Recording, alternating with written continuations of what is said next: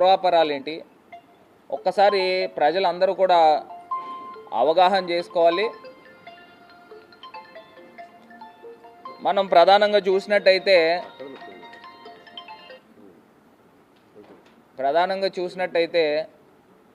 తిరుపతి పైన కాకుండా తిరుపతి కొండ కిందన వీళ్ళు ఏం చేశారనండి, 8 పాయింట్స్లో వైకుంఠ ఏకాదశి టోకెన్స్ వేస్తామని చెప్పేసి 3 ఏమో టీటీడీకి సంబంధించిన ప్రదేశాల్లో 3 ప్రదేశాలు, మిగతా 5 ప్రదేశాల్లో గవర్నమెంట్ స్కూల్స్ అనో మనం ఎలక్షన్స్ పోలింగ్ జరిగితే ఎలాగైతే నుంచోబెడతారో ఆ ప్రక్రియ ప్రకారం నుంచోబెట్టారు.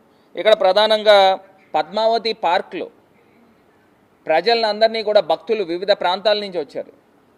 వాళ్ళందరినీ కూడా తీసుకుని వెళ్ళి పద్మావతి పార్క్, అక్కడేమో బైరాగి పట్టడి అని ఒక ప్లేస్ ఉంది, అందులో టోకెన్స్ ఇష్యూ చేసే కార్యక్రమం. ఈ పద్మావతి పార్క్లో ఉదయం 8 గంటల దగ్గర నుంచి ప్రజలందరినీ కూడా దాని లోపల వేసేసి ఆ పద్మావతి పార్క్ గేట్ తాళాలు వేస్తారంట. ఎంత ఆశ్చర్యకరం అంటే, పోనీ తాళాలు వేసిన వాళ్ళు ఆ లోపల సౌకర్యాలు ఏమన్నా కల్పించారని అంటే అది లేదు. మంచినీళ్ళు లేవు, భోజనాలు లేవు, లేకపోతే చిన్నపిల్లలు ఉంటారు, వాళ్ళ పరిస్థితి ఏంటి? ఇది చలికాలము. ఆ చలికాలంలో వాళ్ళని పొద్దున్నుంచి రాత్రి దాకా పెట్టి ఆ మరుసటి రోజు ఉదయం తెల్లవారుజామున 5ంటికి టోకెన్లు జారీ చేసే కార్యక్రమం అంట. అసలు ఇది ఎక్కడ అన్యాయం అని అడుగుతా ఉన్నా.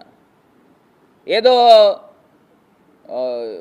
సెల్లో వేసేస్తారు కదా, జంతువులను అన్నిటిని పట్టుకుని సెల్లో వేసేస్తారు కదా, ఆ రకంగా ఈ కుక్కలు రోడ్డు పైన తీసుకుని అవన్నీ కూడా తీసుకెళ్ళి ఒక దాంట్లో వేసి తాళాలు వేసేస్తారు కదా, ఆ రకమైన పరిస్థితి కనబడుతూ ఉంది.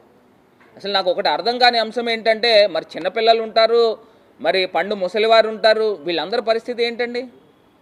మీరా కాఫీలు కానీ లేకపోతే భోజనాలు కానీ ఏ రకమైన సప్లై లేకోకుండా అందులో పెట్టాల్సిన అవసరం ఏంటి? ఇప్పుడు అక్కడ ఉన్న ప్రజలు కూడా నాకు తెలిసి 4-5 వేల మంది 5,000 మంది ఉన్నారనేది మా తాలూకా ఇన్ఫర్మేషన్. వచ్చిన తర్వాత మీరు ఆ మాత్రము క్రౌడ్ మేనేజ్మెంట్ చేయలేని పరిస్థితులు కనబడతా ఉన్నాయని అడుగుతున్నా. ఒక పక్కనేమో నిన్న చంద్రబాబు నాయుడు గారు రివ్యూ తీసుకుంటే ఆ రివ్యూలోనే టీటీడీ చైర్మన్ అదేవిధంగా ఆయన ఈఓ గారు వాళ్ళిద్దరూ కూడా ఒకళ్ళ మీద ఒకళ్ళు నిందలు వేసుకుంటున్నారు. ఒకరికొకళ్ళు పడట్లేదు, సమన్వయ లోపం ఉందని చంద్రబాబు నాయుడు గారికి తెలుసు. అసలు అక్కడ ఆ రకమైన కార్యక్రమం చేస్తూ నాకు ఒకటి అర్థం కాని అంశం ఏంటంటే, అసలు దేవస్థానమా లేకపోతే రాజకీయ పార్టీ కార్యాలయమా? అసలు అక్కడ ఆ రకమైన ఆ ప్రక్రియ ఏంటండి? నాకు అర్థం కాల. అంతే ఇంత దారుణంగా వ్యవహరిస్తూ మరి సుమారుగా 7 చనిపోయారు, ఇంతమంది ప్రజలు క్షతగాత్రుల కిందన ఉన్నారని అంటే ఎంత బాధాకరం అండి. నాకు ఒకటి తెలియని అంశం ఏంటంటే, చంద్రబాబు నాయుడు గారు 4 సార్లు ముఖ్యమంత్రి చేశారు కదా, ఇప్పటిదాకా ఒక 15 సార్లు వైకుంఠ ఏకాదశికి ఆయన ముఖ్యమంత్రి కింద ఉన్నాడు. క్రౌడ్ మేనేజ్మెంట్ చేయడం చేత కాదండి? క్రౌడ్ మేనేజ్మెంట్ చేయడం మనకు చేత అవ్వదా? ఇదే రాజమండ్రి పుష్కరాల్లో 29 మంది చనిపోయారు. ఎవరి గురించి చనిపోయారు? కేవలం చంద్రబాబు నాయుడు గారి పబ్లిసిటీ గురించి. అదే చంద్రబాబు నాయుడు గారు రాజకీయ సభల్లో మొన్నటికి మొన్న అది ఏం చేశారు? కందుకూరులో 3 చనిపోయారు, ఇంకొక చోట 8 మంది చనిపోయారు. చీరలు పంచుతున్నాము అని రాజకీయ మీటింగులకి రప్పించుకొని అక్కడ కూడా స్టాంపేడ్ జరిగిన కార్యక్రమం. మరి మొన్న తిరుపతిలో మరి 7 చనిపోయారు. దీనికి ఎవరు బాధ్యత వహిస్తారు? ఈయనేమో పవన్ కళ్యాణ్ గారు డిప్యూటీ సీఎం గారేమో ఆయన క్షమాపణ చెప్తున్నాడు. ఆయన చెప్పి ఆయన డైరెక్ట్గా ఆయన తిరుమల తిరుపతి దేవస్థానం బోర్డు పైన డైరెక్ట్గా మీరందరూ చైర్మన్, ఈఓ మీరందరూ కూడా వెంకయ్య చౌదరి అన్న ఆయన మీరందరూ క్షమాపణ చెప్పాలా అని ఆయన చెప్తున్నాడు. ఆయన చెప్తుంటే ఈ టీటీడీ చైర్మన్ గారు ఆయన ఏం చెప్తున్నారండి, నాయుడు గారు బిఆర్ నాయుడు గారు ఏమంటున్నారు, ఎవడో క్షమాపణ చెప్పమంటే నేను చెప్పాలా? ఒకవేళ నేను క్షమాపణ చెప్తే చనిపోయిన వాళ్ళు తిరిగి వస్తారా? అసలు ఇదేం మాటలు నాకు అర్థం కావట్లా. అంటే ప్రాణానికి మీరు ఇచ్చే విలువ ఏంటనేది ఇక్కడ కనబడుతూ ఉంది. ఇందులో ఇంగ్లీష్లో ఒక సామెత ఉందండి, too many cooks spoil the బ్రాత్ అని. ఇంగ్లీష్లో సామెత ఉత్తినే పెట్టలా. ఇక్కడ ఇంతమంది తలకాయలుండి ఒకరికొకరికి సంబంధం లేకోకుండా ఒకరికొకరికి ఈగో ఫీలింగ్స్తో ఒకరికొకరి మధ్యలో కోల్డ్ వార్తో ప్రజల ప్రాణాలని బలి చేస్తారా అని నేను ప్రశ్నిస్తున్నా. గతంలో ఎన్నడైనా ఈ పరిస్థితులు ఉన్నాయా?